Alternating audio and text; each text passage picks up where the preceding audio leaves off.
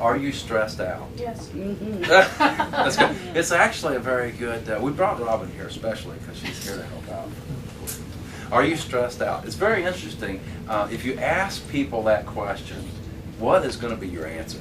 I mean, everybody's like, yes, they're going to hang, you're going to hang up, you know, they're going to put their hands up, their feet up. Everybody's stressed out. It's kind of like, this is an American dysfunction, if you will. This is an Adrenal Fatigue Seminar, and we're going to talk about the adrenals. Now, when you think about adrenals, like, what are the adrenals? What do they do? What's the deal with it? Well, that's what we're really going to talk about here. Adrenal imbalances are probably the most common health problems we see in functional medicine. What that means is there's a lot of chronic degenerative diseases out there. Everything from heart disease, cancer, diabetes, strokes. There's a lot of things that are chronic degenerative diseases. And it's really not enough just to name those diseases. We need to find out what's driving or what's causing those problems. And long-term adrenal imbalances is really a major factor in causing a lot of problems in people's health. Now, it doesn't have to be cancer or heart disease. It could be just, I don't feel well, I don't sleep good, I'm having you know, uncontrollable hot flashes, or all kinds of different things are happening. And adrenal fatigue or adrenal stress can really be at the root of the problem. So that's where we're going to start off here. Adrenal stress can run the gamut from too wired to too tired. Some people are too wired and some people are too tired. Fatigue, headaches with mental or physical stress.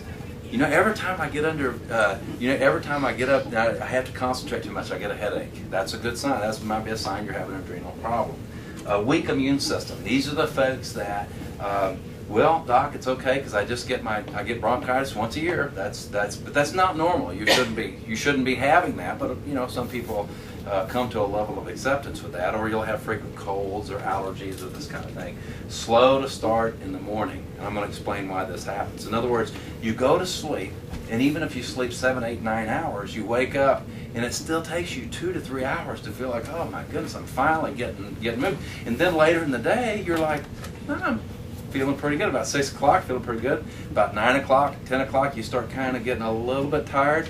And then if you don't go to sleep right then, by 11 o'clock, you're like, whoa, yay, I got another juice of energy. That's a sign of an adrenal problem. Dizziness, when you stand up, not enough blood goes up to the brain, you get a lower blood pressure called orthostatic hypertension, hypotension. Brain fog. Now we know what that is. That's when you're just, I just can't remember, what was that? Or you walk into a room and you're like, why am I here? You know, so brain fog is that thing that things just aren't clicking right. This can be a sign that you have adrenal stress. Decreased libido, and I'm going to show you how that works as far as how that's related to the adrenal function. Irritability, hard to get to sleep, hard to stay asleep. Difficulty in coping with stress, depression. These are just some of them. Almost nearly every symptom that you can name, you could probably 1 or 2 spaces removed from the adrenals, you could see where it could come from. And this is really why I want to talk about adrenal fatigue, because this is a major driver of health problems. In our work that we do, our main purpose is to find out what's causing the problem, not just simply, oh, somebody's having a headache, let's do this to get rid of the headaches. Oh, somebody's having a stomach ache, let's do this to get rid of the stomach ache. We always want to look behind the curtain to see what's driving the problem. Does that make sense? Because if you correct the cause of the problem, then your body can be healthy and well, and you can age well. That sounds good, doesn't it? And it's exactly right.